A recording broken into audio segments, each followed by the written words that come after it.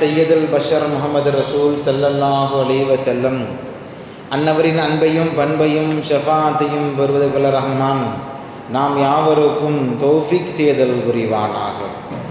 நம்ம ஈன்றெடுத்த பெற்றோர்கள், உற்றார், உறவினர்கள், முஸ்லிம்கள், முஃமின்கள், ஜமாத்தார்கள், அது நல்ல உள்ளங்களுக்கும் வல்ல அல்லாஹு தாலா உயிர் உள்ளவரை உடல் சுகத்தை நசீபாக்குவானாக. வாழும் பொழுது வாழ்க்கையில் மருத்துவமனை செலவில்களில் இருந்து நம்மையும் நம் குடும்பத்தையும் அல்லாஹ் பாதுகாப்பானாக. திடுக்கிடும் மௌத்தை விட்டும், விபத்தினுடைய மௌத்தை விட்டும், ஆபத்துடைய மௌத்தை விட்டும் அல்லாஹ் நம்மையும் நம் குடும்பத்தையும் பாதுகாப்பானாக. காலம் முழுவதும் அண்ணல் பெருமானார் ஸல்லல்லாஹு அலைஹி வஸல்லம் அவர்கள் எதை சொன்னார்களோ அதன் பிரகாரம் பின்பற்றி வாழக்கூடிய நன்மக்களாக நம்மையும் நம் சமூகத்தையும் அல்லாஹ் ஆக்கி அருள்வானாக. அல்ஹம்துலில்லாஹ் சும்மா அல்ஹம்துலில்லாஹ். قال الله تعالى في القرآن العليم وفي القرآن المجيد فأعوذ بالله من الشيطان الرجيم بسم الله الرحمن الرحيم إن الله وملائكته يصلون على النبي يا أيها الذين آمنوا صلوا عليه وسلموا تسليما اللهم صل على سيدنا ونبينا مولانا محمد وعلى آل سيدنا محمد وبارك وسلم عليه وقال أيضا وأقيموا الصلاة وآتوا الزكاة. அல்லாஹ்வின் நல்லடியார்களே, நம்மளையெல்லாம் அண்ணல் பெருமானார் ஸல்லல்லாஹு அலைஹி வஸல்லம் அன்னவருடைய உம்மத்திலே ஒன்று சங்கமித்து அல்லாஹ்வை வணங்கி அவருடைய பொருத்தம் பெறும் அடியார்களாக நம்மளை எல்லாம் ஆக்கியிருக்கின்றான். அல்ஹம்துலில்லாஹ் சும்மா அல்ஹம்துலில்லாஹ். கண்ணியமான பெருமக்களே, நம்மளுக்கு அல்லாஹ் ஏராள விதமான நியாமத்துகளை கொடுத்திருக்கின்றான். சொல்ல முடியாத அளவுக்கு, கற்பனையில் எட்டாத அளவுக்கு அல்லாஹ் நம்மளுக்கு அதிகமான நற்காரியங்களையும் நற்கொடைகளையும் அல்லாஹ் கொடுத்திருக்கின்றான். வாழ்க்கை நாம் காலை எழுந்ததிலிருந்து இரவு தூங்கும் வரைக்கும் உள்ள நியாமத், தூக்கத்தில் உள்ள நியாமத், தூங்கிய பின்பு எழுகின்ற ஒரு நியாமத், இப்படி சொல்ல முடியாத அளவுக்கு அல்லாஹ் அதிகமான நியாமத்தில் நமக்கெல்லாம் கொடுத்திருக்கின்றான். அல்லாஹ் அழகாக சொல்லுகின்றான், லஇன் ஷகர்தும் லஅஸீதன்னக்கும். ஓ முஃமின்களே, நம்முடைய ரப்புக்கு கொடுத்த நியாமத்திற்காக சுக்ர் செய்தால் லஅஸீதன்னக்கும், அல்லாஹ் என்ன செய்யறான்? இன்னும் அதிகப்படுத்துகின்றான். ஒரு நன்றி உள்ள அடியான், ஒரு நன்றி உள்ள விசுவாசி உடைய ரப்பு எதுவெல்லாம் கொடுத்தானோ அதற்காக நன்றி செலுத்தக்கூடிய அடியானை அல்லாஹ் நேசிக்கின்றான். அது மாத்திரம் மட்டுமல்ல, நேசிப்பது மட்டுமல்ல, அல்லாஹ் திரும்ப திரும்ப அல்லாஹ் கொடுத்து கொண்டிருக்கின்றான். அப்ப கண்ணியமான பெருமக்களே, நம்மளுக்கு அல்லாஹ் தஆலா வாழ்க்கையில், நம்முடைய வாழ்வாதாரத்தில், குடும்பத்தில் எண்ணற்ற விதமான நன்மைகளையும் பலாபலங்களையும் அல்லாஹ் கொடுத்திருக்கின்றான். அப்பேற்பட்ட ரப்புக்கு நாம் பலவிதமான காரியங்கள் செய்ய வேண்டும், பலவிதமான அமல்கள் செய்ய வேண்டும். குறிப்பாக ஒரு மூன்றை சொல்லி நிறைவேற்றுகின்றேன் இன்ஷா அல்லாஹ். ஒரு முஸ்லிமான அடியான் அல்லாஹ்விடத்திலே பரஸ்பரம் சங்கமிக்கக்கூடிய இடம் எதுவென்றால் தொழுகை. அஸ்ஸலாத், தொழுகைதான் அல்லாஹ்வுடைய நெருக்கத்தை அடையக்கூடிய மிகப்பெரிய ஒரு ஆயுதமாக இருக்கின்றது. கண்ணியமான பெருமக்களே, மறுமை நாளிலே அல்லாஹு தாலா முதல் கேட்கப்படக்கூடிய கேள்வி எது என்றால் உன்னுடைய தொழுகை பற்றி தான். நம்முடைய தொழுகை, அந்த தொழுகை எப்படி கழித்தாய் வாழ்நாளிலே? தொழுதாயா, தொழவில்லையா, ஜமாத்துடன் தொழுதாயா, அல்லது கலா செய்தியா, அல்லது தேவையில்லாமல் தொழுகை விட்டாயா? இப்படி முதலில் கேட்கப்படக்கூடிய கேள்வி எதுவென்றால் அஸ்ஸலாத், தொழுகை தான். அந்த தொழுகை சரியாக ஒரு முஃமினிடத்தில் இருந்தால், அந்த தொழுகை சரியான முறையில் ஒரு முஸ்லிம் இடத்துல இருந்தால் ரப்பிடத்தில் முதல் கேள்வியில் வெற்றி பெற்ற மனிதராக மாறிவிடுகின்றான். கண்ணியமான பெருமக்களே, நம்மளை யோசித்து பாருங்கள். நம்மை படைத்த ரப்பு நமக்கு எவ்வளவு விதமான நியாமத்திலே கொடுத்திருக்கின்றான். அழகான உடம்பை கொடுத்திருக்கின்றான், அழகான குடும்பத்தை கொடுத்திருக்கின்றான், அழகான பொருளாதாரத்தை கொடுத்திருக்கின்றான், அழகான வீட்டை கொடுத்திருக்கின்றான், எல்லா விதமான பாக்கியத்தை அல்லாஹ் கொடுத்திருக்கின்றான். அப்பேற்பட்ட பாக்கியம் கொடுத்த ரப்புக்கு நாம் என்ன செய்தோம்? அவனிடத்தில் நாம் சரியாக இருந்தோமா? சரியாக தொழுதோமா? சரியான இபாதத் செய்தோமா என்று பார்ப்போமானால் அது கேள்விக்குறியாக தான் இருக்கின்றது. கண்ணியமான பெருமக்களே, அல்லாஹு தாலா பெருமானா ஸல்லல்லாஹு அலைஹி வஸல்லம் அவர்கள் இந்த சமுதாயத்திற்கு மிகப்பெரிய ஒரு முக்கியமான அமல்களை கொடுத்திருக்கின்றார்கள். அது எதுவென்றால் தொழுகை தான். ஃபஜ்ர், லுஹர், அஸ்ர், மக்ரிப், இஷா. ஒரு நாளை நாம் தொழக்கூடிய வக்து எதுவென்றால் 5 வக்து. டோட்டலா ஒரு 17 ரக்காயத் ஃபர்லுடைய தொழுகை. மேற்கொண்டு ஒரு தொழுகைக்கு ஒரு 10 நிமிடம் எடுத்தால் ஒரு நாளை கால அளவு என்பது குறைந்தது ஒரு 50 நிமிடம். 24 மணி நேரத்தில் நம்ம படைத்த நமக்கு ரப்பு, நமக்கு எல்லாம் கொடுக்கக்கூடிய ரப்பு, அவனுக்காக 1 மணி நேரம் செலவழிக்கவில்லை என்றால் நாம் எப்பேற்பட்ட அடியார்களாக இருக்கின்றோம். நமக்கு அழகான முறையில் எல்லா விதமான பாக்கியம் நிறைந்த வாழ்க்கை கொடுத்த அல்லாஹ்விற்கு 23 மணி நேரமும் நமக்கான நேரம், நம்ம தூங்க, நம்முடைய தொழுகை, நம்முடைய இபாதத், நம்முடைய குடும்பங்கள், இப்படி எல்லாருக்கும் செலவழிக்கக்கூடிய வக்து என்பது 23 மணி நேரம். நம்மை படைத்த ரப்பு, நம்ம கொடுக்கின்ற ரப்பு, நம்மை பாதுகாக்கின்ற ரப்பு, அப்பேற்பட்ட ரப்புக்கு நாம் கொடுக்கின்ற நேரம் என்பது 1 மணி நேரம் தான். அந்த 1 மணி நேரமும் இன்றைய சமுதாயத்தில் கொடுக்க முடியாத இயலாத மனிதர்களாக நாம் எல்லாம் இருக்கின்றோம். கண்ணியமான பெருமக்களே, அது எவ்வளவு பெரிய வேதனைக்குரிய விஷயம், எவ்வளவு பெரிய கவலைக்குள்ள விஷயம். நாம் சற்று யோசித்து பார்க்க வேண்டும். எல்லா விதமான ஞாபகத்தை கொடுக்கின்ற அல்லாஹ்விற்கு நாம் 1 மணி நேரம் செலவழிக்கவில்லை என்றால் நாம் எந்த அளவுக்கு நம்முடைய உள்ளங்களை ஷைத்தான் குடிபோகின்றிருக்கின்றான் என்பதை நாம் அறிந்து கொள்ள வேண்டும். கண்ணியமான பெருமக்களே, தொழுகை என்பது ஒரு பேணுதலான தொழுகை. நம்ம இன்னைக்கு எல்லாரும் இன்னைக்கு தொழுகையில சூரே ஃபாத்திஹா, அல்ஹம்துலில்லாஹி ரப்பில் ஆலமீன், அர்ரஹ்மானிர் ரஹீம், மாலிக் யௌமித்தீன், இய்யாக நஅபுது இய்யாக நஸ்தஈன் ஓதுகின்றமே. நம்ம முதல் தொழுகையில தக்பீர் கட்டின உடனே நம்மளை யார் பார்க்கின்றார்? நம்மை படைத்த ரப்புல் ஆலமீன் பார்க்கின்றார். நாம் யாரிடத்திலே பேசுகின்றோம்? அல்லாஹ்விடத்திலே பேசுகின்றோம். நம்ம முன்னே சன்னிதானத்தில் யார் இருக்கின்றால்? இந்த உலகத்தை படைத்து பரிபாலிக்கக்கூடிய ரப்பு முன்னிலையில் இருக்கின்றான். அப்படி இருக்கும் பொழுது நம்முடைய தொழுகை எப்படி இருக்க வேண்டும்? பேணுதலான முறையில் இருக்க வேண்டும். நம்ம இன்னைக்கு எல்லாரும் இன்னைக்கு தொழுகிற இன்னைக்கு பார்த்தீங்கன்னா சடான்னு ஒரு செஞ்சுட்டு வேகமாக வராங்க, சட்டுன்னு சொல்லிட்டு சட்டுன்னு வெளியே போயிடுறாங்க. தொழுகையில் பரிபூர்ணமான முறையில் கிராத் இருந்துச்சா, பரிபூர்ணமான முறையில் சூறாக்கள் இருந்துச்சா, பரிபூர்ணமான முறையில் தஸ்பீஹ் இருந்துச்சான்னா சந்தேகத்துக்குரிய விஷயம்தான். பார்த்தீங்கன்னா ஒரு 4 நிமிஷம் 3 நிமிஷத்தில் பார்த்தீங்கன்னா 4 ரக்காத் தொழுதுட்டு போயிடுறாங்க. கண்ணியமான பெருமக்களே, நம்ம குடும்பத்திற்கு எவ்வளோ நேரங்கள் செலவழிக்கின்றோம், தேவைகளுக்கு நேரங்கள் செலவழிக்கின்றோம், வெளியூர் பயணங்களுக்கு நேரங்கள் செலவழிக்கின்றோம். அப்படி இருக்கும் பொழுது நம்மை படைத்த ரப்புக்கு நாம் என்ன செய்ய வேண்டும்? நன்றி உள்ள அடியார்களாக இருக்கும் பட்சத்திலே தொழுகையை பரிபூர்ணமான முறையில் தொழுக வேண்டும். இஹ்லாஸோடு, மன தூய்மையோடு, நல்ல மன ஓய்மையோடு, இறை அச்சத்தோடு அல்லாஹ்வுடைய சன்னிதானத்தில் முன்னேறி நிற்கும் பொழுது அழகான முறையில் தொழ வேண்டும். கண்ணியமான பெருமக்களே, அதை தான் அல்லாஹ் பிரியப்படுகின்றான். இதை பற்றி இமாம் பெருமக்கள் வரலாற்றில் பதிவு செய்கின்றார்கள். சஹாபாக்களுடைய தொழில் எப்படி இருந்தது தெரியுமா? சஹாபாக்களுடைய நிலைப்பாடு எப்படி இருந்தது தெரியுமா? சஹாபாக்களுடைய இபாதத் எப்படி இருந்தது தெரியுமா என்று இமாம் பெருமக்கள் வரலாற்றிலே பதிவு செய்யும் பொழுது அழகான ஒரு செய்தியை நவின்றுள்ளார்கள். செவிதாரத்தை கேட்க வேண்டும். ஒரு முறை பெருமானார் ஸல்லல்லாஹு அலைஹி வஸல்லம் அவர்கள் ஒரு போருக்கு செல்கின்றார்கள். ஒரு புதிய இடம், ஒரு புதிய இடத்திலே சஹாபாக்கள் எல்லாம் அழைத்து செல்கின்றார்கள். அழைத்து சென்று மறுநாள் காலையில் போரிட வேண்டும். அப்ப அந்த நேரத்திலே போர் செய்வதற்காக எல்லாம் ஆயத்தமாக இருக்கும் பொழுது, புதிய இடமாக இருக்கும் பொழுது பெருமானார் ஸல்லல்லாஹு அலைஹி வஸல்லம் அவர்கள் சஹாபாக்களிடத்தில் கேட்கின்றார்கள், சஹாபிகளே, இன்றைய இரவு பெருமானாரை பாதுகாப்பது யார்? இன்றைய இரவு இந்த கூட்டத்தை பாதுகாப்பது யார்? யாரும் தயாராக இருக்கின்றார்கள் என்று கேட்கும் பட்சத்திலே அந்த நேரத்திலே முஹாஜிரின் என்ற அடியார்கள், முஹாஜிருடைய தோழர்கள் சஹாபாக்கள் எழுந்து நின்று ஒரு கையெழுத்து காமிக்கிறார். யா ரசூலல்லாஹ், அன யா ரசூலல்லாஹ், நான் இருக்கின்றேன், உங்களையும் உங்கள் சமுதாயத்தையும் உங்கள் சஹாபாக்களையும் பாதுகாக்க நான் இருக்கின்றேன் என்று யா ரசூலல்லாஹ் என்று முஹாஜிரில் இருந்து ஒரு மனிதர் கையை தூக்கி எழுப்புகின்றார். உடனே பெருமானார் ஸல்லல்லாஹு அலைஹி வஸல்லம், வேற யாராவது இருக்கீங்களா?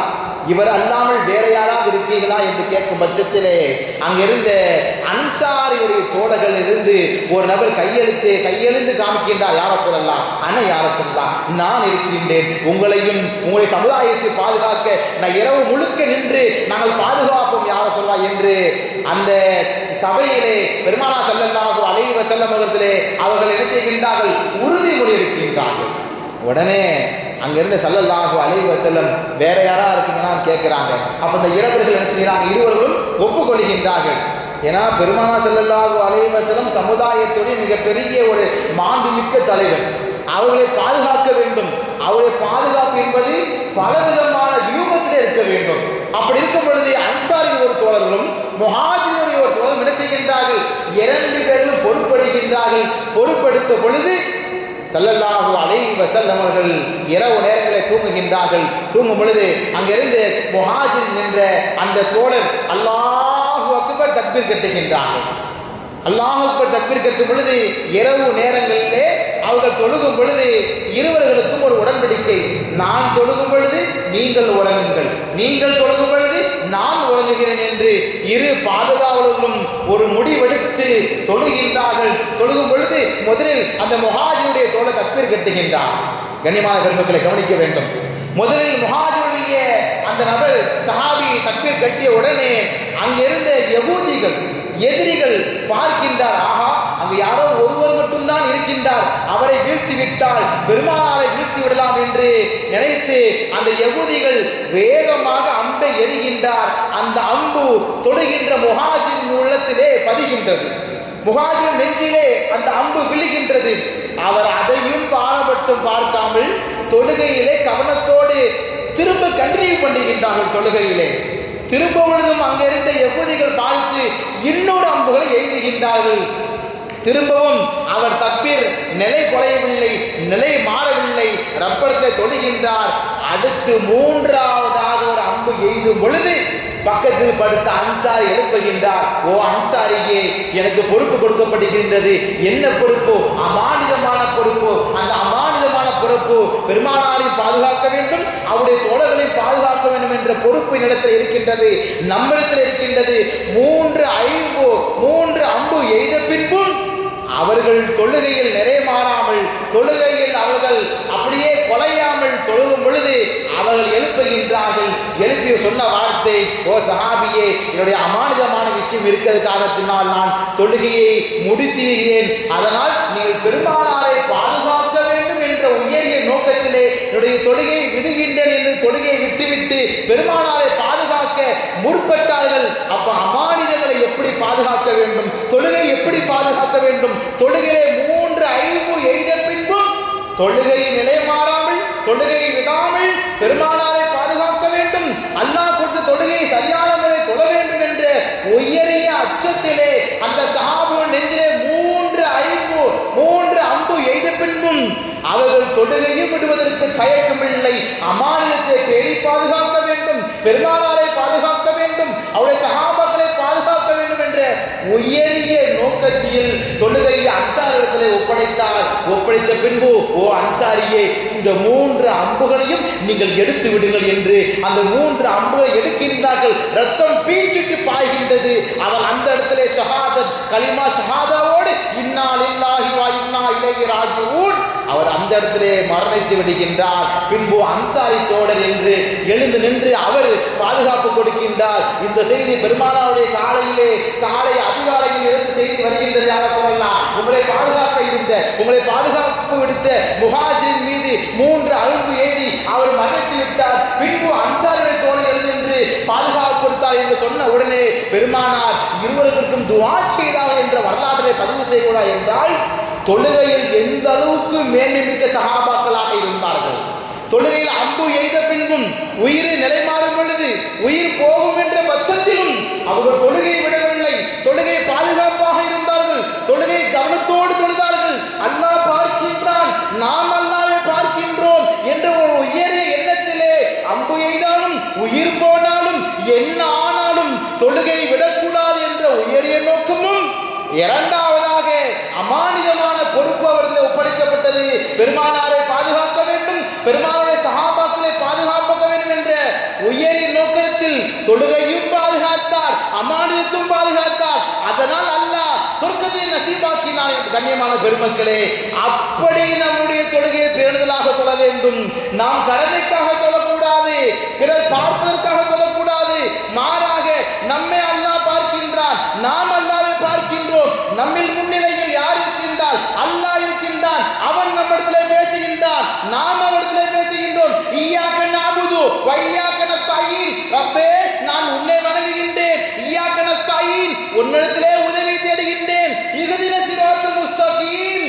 இதுக்கு நேரான வழியை கொடுத்துறியா அல்லாஹ் என்று நாம் ரப்பிடத்திலே சொல்லும் பொழுது அதற்கு ஜவாபுதாரியாக பதில்தாரியாக யார் இருக்கின்றால்?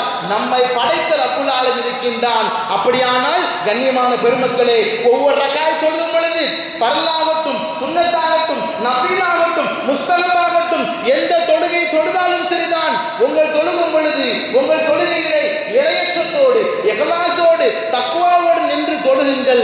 ரப்பிடத்திலே அழகான முறையிலே சொர்க்கத்தையும் அல்லாஹ் கொடுக்கின்றான், நல்ல அழகான வாழ்க்கையும் அல்லாஹ் தருகின்றான். கண்ணியமான பெருமக்களே, அப்படி சஹாபாக்கள் தொழுகைக்காக முக்கியத்துவம் கொடுத்தார்கள். எவ்வளோ போர் இருந்தாலும், எவ்வளோ நோன்பு நோற்றாலும், பசியுடைய நிலைமையில இருந்தாலும் சரிதான், எந்த நிலைமையில இருந்தாலும் தொழுகை விட்டது கிடையாது. கண்ணியமான பெருமக்களே, அப்படியானால் அவர்களுடைய தோன்றல் வழியாகிய நம்முடைய சமுதாயம், நம்முடைய உம்மத்து எந்த அளமையிலே தொழுகையிலே இருக்கின்றது? தொழுகையில் எத்தனை மக்கள் பேணுதலாக இருக்கின்றோம்? தொழுகையில் எத்தனை மக்கள் ஆகாரம் அல்ல அல்லாஹ் தொழுகின்றோம் என்று உங்களுடைய உள்ளங்களை நீங்களே நாம் பரிசோதிக்க வேண்டும். கண்ணியமான பெருமக்களே, அப்படியானால் அந்த 3 முத்தாய்ப்பான விஷயங்களில் முதல் விஷயம், நிச்சயமாக எந்த சூழ்நிலையாக இருந்தாலும், எவ்வளோ காலம் இருந்தாலும் தொழுகையை சரியான முறையை நிறைவேற்றக்கூடிய அடியார்களாக நாம் திகழ வேண்டும். இரண்டாவதாக அமானிதமான விஷயங்களை பாதுகாக்க வேண்டும். நம்மிடத்துல ஒரு அமானிதமான ஒரு பொறுப்பு கொடுத்தால், இந்த பள்ளியின் பொறுப்பு அமானிதம், இந்த ஊருடைய பொறுப்பு அமானிதம், இந்த மஹல்லாவுடைய பொறுப்பு அமானிதம், உங்கள் கடையுடைய பொறுப்பு அமானிதம், உங்கள் குடும்பத்துடைய பொறுப்பு அமானிதம். இந்த அமானிதங்கள் என்ன செய்ய வேண்டும்? சரியான முறையில் பாதுகாப்பு கொடுக்க வேண்டும். அந்த யார் அமானிதங்களை சரியான முறையில் பேணி பாதுகாக்கின்றார்களோ, அதை யார் அழகான முறையில் பற்றி பிடிக்கின்றார்களோ, அல்லாஹ் என்ன செய்கின்றான்? அமானிதத்திற்காக அல்லாஹ் மிகப்பெரிய உயர்ந்த தரஜாவை தருகின்றான். கண்ணியமான பெருமக்களே, நாம் யோசித்து பாருங்கள், சிந்தித்து பாருங்கள். இந்த உலகத்திலே வாழும் பொழுது, இந்த உலகத்தில் நாம் ஏராள மக்கள் வாழ்ந்து கொண்டிருக்கின்றோம். பொருளாதார ரீதியா எல்லா ரீதியாக நாம் வளர்ந்து கொண்டிருக்கின்றோம். கடைசியில் ஒரு நேரம் வரும் பொழுது, மௌத்துடைய நேரம் வரும் பொழுது, நாம் எல்லோரும் மரணிக்கும் பொழுது நம்மளை பார்த்து என்ன சொல்வார்கள்? இன்னார் என்று சொல்லுவார்களா, அல்லது பதவியை கொண்டு சொல்லுவார்களா, அல்லது பவரை கொண்டு சொல்லுவார்களா? மாறாக கடைசி ஒரு நேரம் வரும் பொழுது இவருடைய ஜனாசா எப்பொழுது இருக்கப்படும் என்ற ஒரே வார்த்தை மட்டும்தான் வரும்.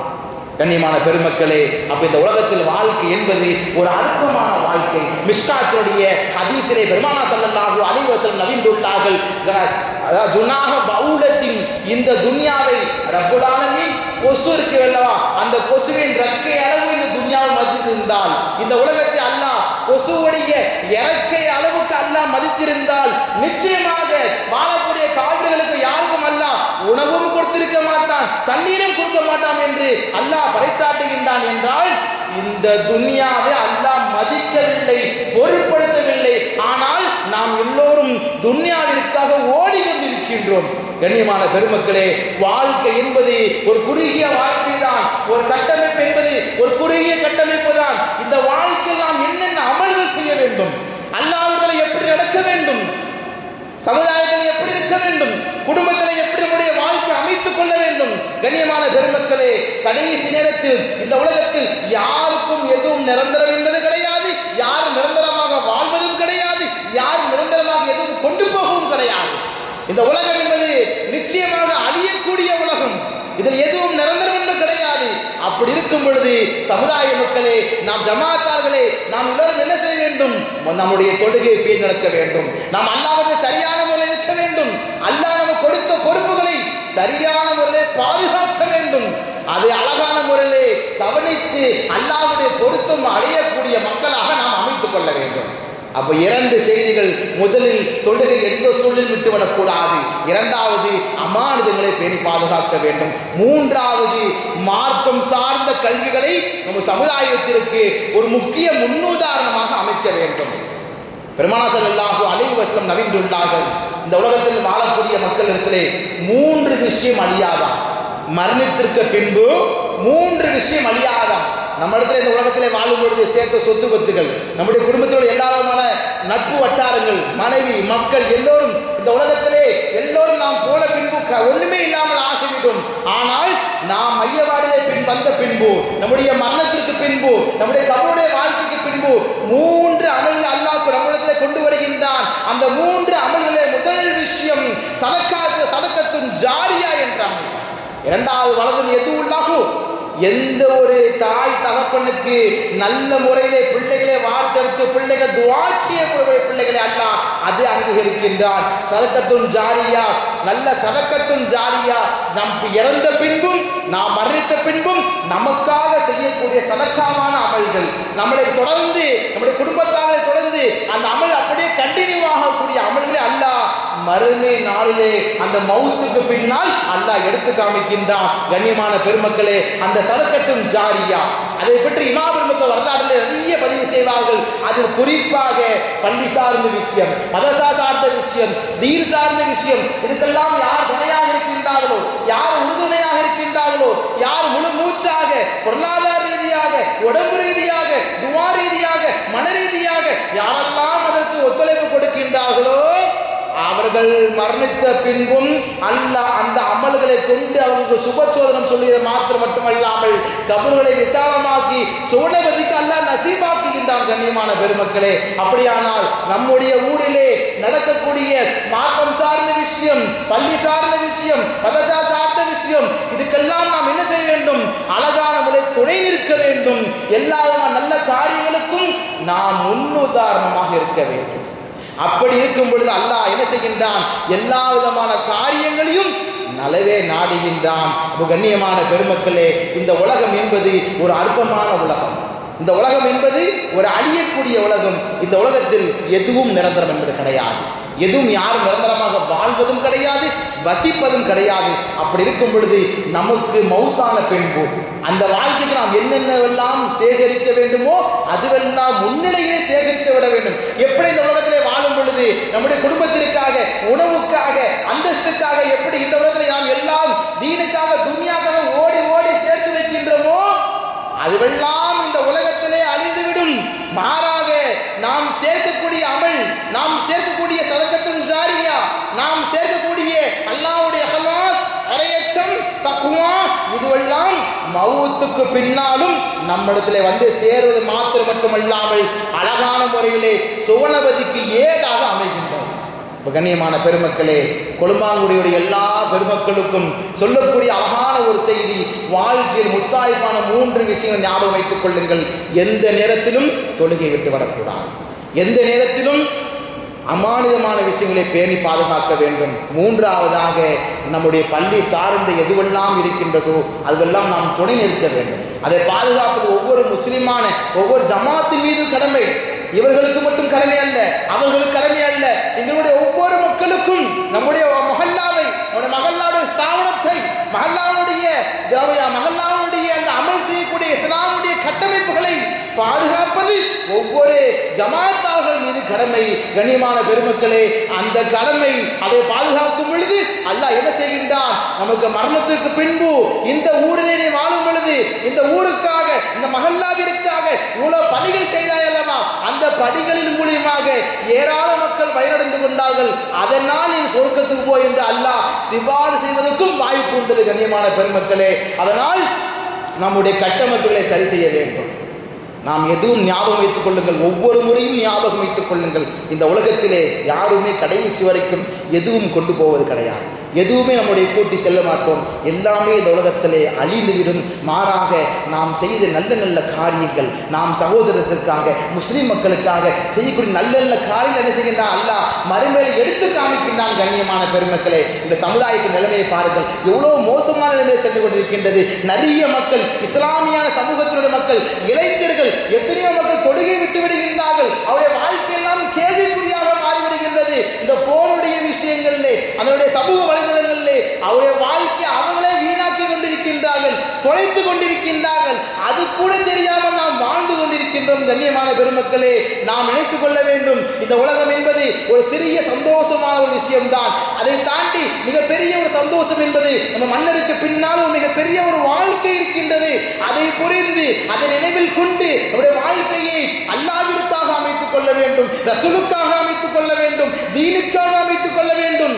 அப்படி அமைத்துக் கொண்டால் அல்லாஹ் ஏராளமான ஞாபகத்தை அல்லாஹ் கொடுக்கின்றார், ஏராளமான பணிகளை எல்லாம் நிவர்த்தி செய்கின்றான். கண்ணியமான பெருமக்களே, அப்படியானால் முக்கியமாக ஒரு டீனேஜருடைய வாலிப பிள்ளைகள் உங்களுடைய அல்லாஹ் தஆலா பிரியப்பட்ட மக்களாக பார்க்க வேண்டும் என்றால் அந்த அரசனுடைய நெல்ல 7 பேர் இருப்பார்கள். அதில் குறிப்பாக இளைஞர்களை பெருமானார் ஸல்லல்லாஹு அலைஹி வஸல்லம் நவிந்துள்ளார்கள். ஆனால் இந்த இளைஞர்கள் ஏதோ ஒரு மோகத்தின் பக்கம் செல்கின்றார்கள். துன்யாவுடைய மோகம், நம்முடைய கலாச்சாரத்தின் மோகம், இப்படி அவர் தனித்தனியாக பிரிந்து கொண்டிருக்கின்றார்கள். ஆனால் ஞாபகம் வைத்துக் கொள்ளுங்கள், இளைஞர்களை அல்லாஹ் அரிசி நிழலில் கீழே பார்த்து அழகாக்கக்கூடிய விஷயத்தை இளைஞர்கள் அல்லாஹ் கொடுக்கின்றான். அது என்ன விஷயம் என்றால், எந்த ஒரு இளைஞர் உலகத்திலே வாழும் பொழுது அல்லாஹ்விற்காக, ரசூலுக்காக, தீனுக்காக, மார்க்கத்திற்காக, இஸ்லாத்திற்காக வாழுகின்றாரோ, தக்வாவோடு இருக்கின்றாரோ, இறையச்சத்தோடு இருக்கின்றார்களோ, அவருக்கு அல்லாஹ் கொடுக்கக்கூடிய மிகப்பெரிய அந்தஸ்து என்றால் மறுமை நாளிலே அரசு நிழலில் கீழே அந்த இளைஞரை அல்லாஹ் உட்கார வைத்து அழகு பார்க்கின்றானாம். அப்படியானால் இங்கே இருக்கிற இளைஞர்கள் உங்களை அழகு பார்க்க வேண்டும் என்றால், உங்களை அல்லாஹ் பார்க்க வேண்டும் என்றால், அல்லாஹ்வுடைய பொருத்தம் அடைய வேண்டும் என்றால் உங்களுடைய வாழ்க்கையை அல்லாஹ்விற்காக அர்ப்பணியுங்கள். 24 மணி நேரம் அர்ப்பணிக்க வேண்டும் அவசியம் அல்ல. 1 மணி நேரம் அர்ப்பணித்தாலும் 5 வக்து ஃபர்லை சரியாக நிறைவேற்றுங்கள்.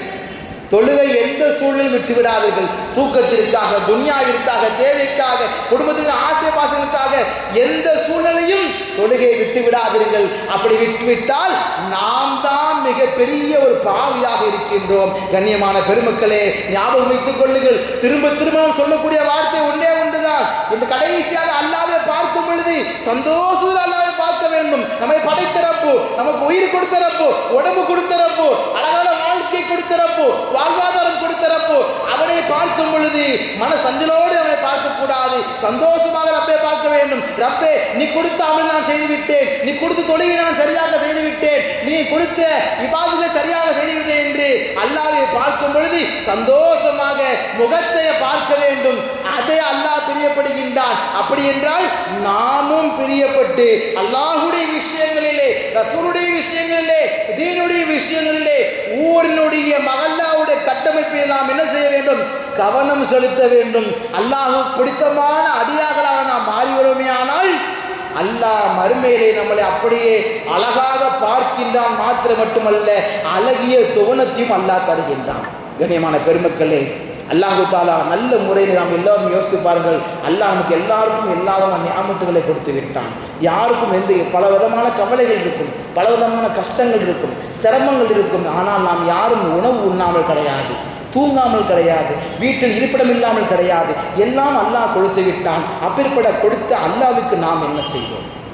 அப்படிப்பட்ட நமக்கு எல்லா விதமான நற்காரியங்களும் கொடுத்த அந்த ரஹ்மானுக்கு, ரஹீமுக்கு நாம் என்ன செய்தோம்? அதை நாம் சிந்தித்து பார்க்குமே ஆனால் நம்முடைய வாழ்க்கை நம்மளே சரி செய்திக்கலாம். அல்லாஹ் அழகான சரி செய்வதற்கு வாய்ப்பையும் அல்லாஹ் கொடுக்கின்றான். அப்போ கண்ணியமான பெருமக்களே, 3 விஷயம், முத்தாய்ப்பான 3 விஷயம். முதலில் தொழுகையை பேணி பாதுகாருங்கள், அமானிதத்தை பேணி பாதுகாருங்கள். 3வதாக நம்முடைய ஊரினுடைய கட்டமைப்பு, நம்முடைய ஊரினுடைய எல்லா விதமான மார்க்கம் சார்ந்த கல்வியினுடைய விஷயங்களுக்கு அழகான முறையில் நிறைய நல்ல காரியங்களை செய்து கொண்டே இருங்கள். அந்த 3 முத்தாய்ப்பான விஷயம் உங்களுக்கு அல்லாஹ் சோனத்தில் ஏதாக அல்லாஹ் அமைக்கின்றான். கண்ணியமான பெருமக்களே, நம்முடைய மஹல்லாவில் கூட மண்டபம் கட்டுவதாக என்ற செய்தி கூட காலையில் வந்தது.